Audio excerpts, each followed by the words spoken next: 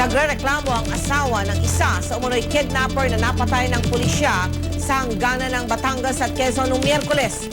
Ayon kay Ginang Rose Lirio, hindi kidnapper ang kanyang mister, kundi bodyguard driver ng isang vice mayor. May ulat si Susan Enriquez. Inabutan namin sa punerarya si Rose, naghihinagpis sa pagkamatay ng asawang si Reynaldo Lirio. Hindi niya matanggap ang paratang na kidnapper ang asawa.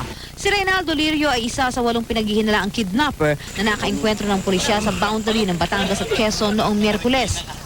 Ang alam ni Rose, bodyguard at driver ni Vice Mayor Ruel Chavez ng Batangas City ang kanyang asawa. Basta yung bodyguard siya ni Vice Mayor sa Batangas City. Vice Mayor Wawing Chavez. Basta yun ho.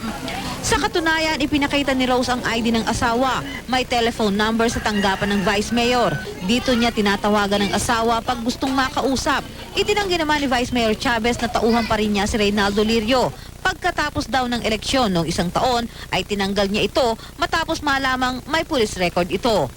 Ayon kay Rose, March 19 ang huling umuwi ang asawa. Nagpaalam daw ito na matatagalan siya sa pagbalik dahil nagbabantay sila sa Isla Verde sa Batangas. Kahapon lang nalaman ni Rose na patay na ang asawa. Hinihintay nila ang pag-uwi nito dahil birthday ng bunsong anak na si Kate. Yan ang front page.